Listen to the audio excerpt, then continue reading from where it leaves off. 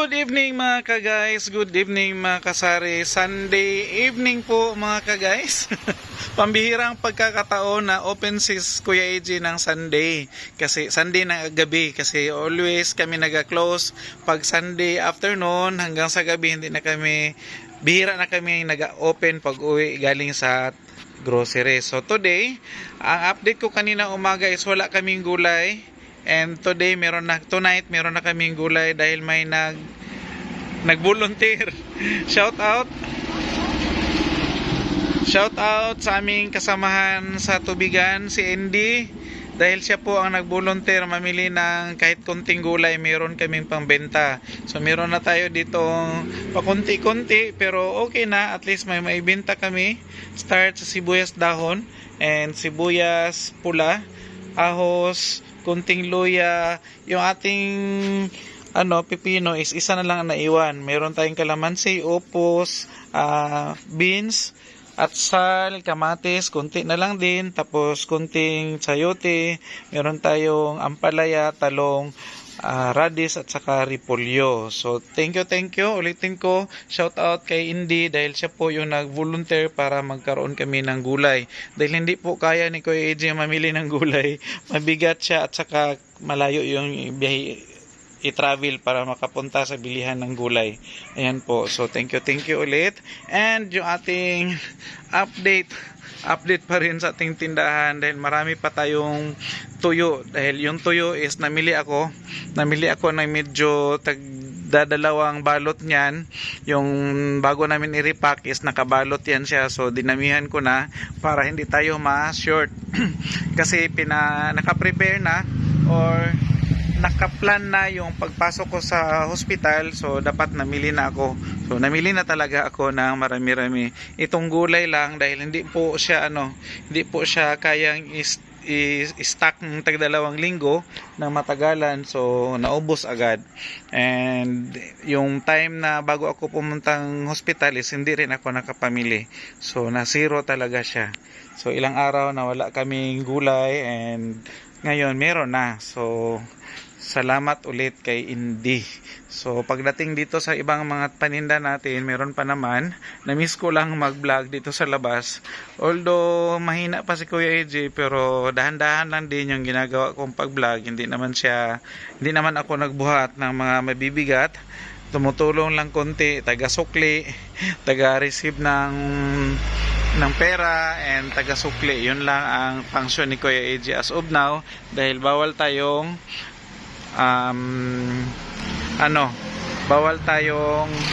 mag-alsa-alsa ng mabibigat na mga bagay dahil baka mabinat tayo. So ingat-ingat talaga ang ginagawa ni Kuya AJ, guys, na iba yung pag-iingat, hindi siya ingat-ingat, iba yung pag-iingat ang ginagawa ni Kuya AJ para gumaling na tayo agad. And yan po yung sa loob ng aming tindahan.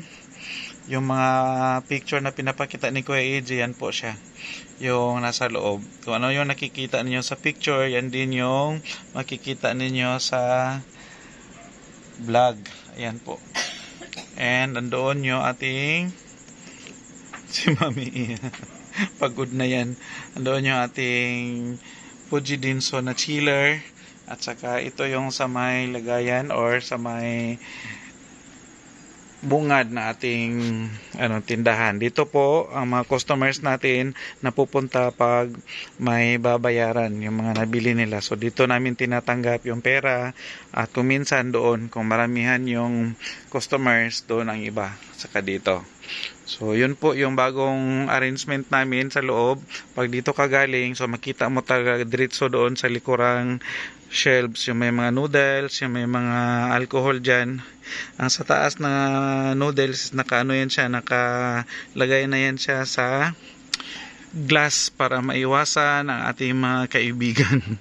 Mga kaibigan mababait na laking perwisyo po ang na hindi pala sila mabait. Akala natin mabait sila, hindi sila mabait, sabi ni Mami Iya. Kasi malaking perwisyo po ang naidudulot nila araw-araw dito sa aming tindahan. And as of now, at mga ilang araw na hindi sila masyadong nakapaminsala dahil wala na sila dyan sa loob, nasa labas na lang. So every mag-close kami ng aming dito, ng aming roll up, saka pa sila bababa dyan sa roll up na yan, galing sa Kisame. Ayan. Shout out. Good evening. Mga ladies. Kasiksi, oy. Yes po. And dyan sila lalabas dyan sa mga yan, open kasi yung ibabaw ng sa taas niyang tawag nito, roll up, open yan siya diretso sa Kisame. So doon yan sila galing sa Kisame, bababa sila dyan, tapos baba dito. Kaya kailangan ito nakababa din itong namin, itong harang namin dito sa aming screen is nakababa yan siya dapat. At saka itong malaking opening dito is dapat naka-close din ito. May screen kami nilalagay dito para maiwasan, at saka natukoy na din namin yung mga screen na may mga sira-sira na ganito na pwede nilang pasukan. Natukoy na namin, so na-minimize na yung kanilang tawag nito, mga damages. Yun na lang, yung mga nag-iwan kami dito ng mga konting sitsirya, nililigpit namin siya sa gabi, so hindi namin siya inuubos. Nag-iwan kami dyan ng 1 or 2 tangkay ng mga sitsirya para meron pa silang makain. At least pag nakakain na sila dyan galing dito sa labas, hindi na sila mag-attempt pa na papasok doon sa loob. So kaya meron dyang damage. Ayan, butas si Vicat, butas si Punky, at saka butas si Cracklings. So yun yung mga damage nila ng mga 2 araw ata. Mga damage nila yan. 2 araw, 1. So 1 lang pala kasi naligpit. So ito ililigpit namin, mag-iwan na naman kami dyan ng 1 or 2 para meron silang makain. At least hindi sila magutom. Kawawa din pag nagutom sila. Ayan, so yan na lang muna guys ang update namin or update na ating vlog. Shout out dong. Midnight snack.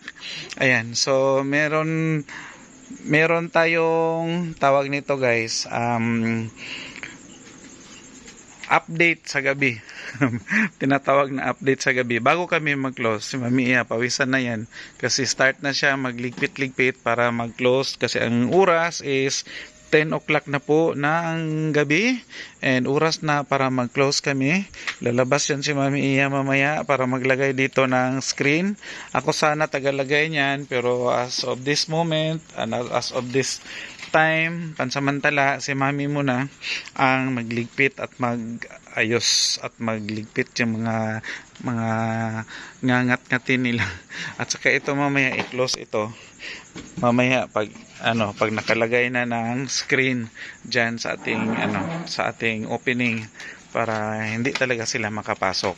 So ayan, yan yung sinasabi ni Kuya AJ na yung mga malapit sa screen na pwede nilang ngat-ngatin, kinukuha na namin. Pati yung mga nagaraya sa taas, tanggal yan siya. Pati itong mga sitsirya dito, mag-iwan lang kami ng ilan para meron silang makain at hindi sila mapasmo. So yun na yung mga namin, mga measures, mga preventive measures na ginagawa namin para maiwasan ang pagkalugi. Dahil pag araw-araw ka nalulugi, araw-araw ka may mga damage, wala nang mangyari sa negosyo mo. So need talaga na i-prevent at saka para ma-lessen yung kanilang mga damages, need mong mag-effort, magligpit. Ayan, so kinuha na ni Mami Iya yung mga sabi ko kanina na ililigpit na mga tsitsirya para po mas safe siya at saka mailagay namin sa Kisame. So hanggang dito na lang muna guys ang update ni Kuya AJ, and bye bye muna for now. Good evening and God bless.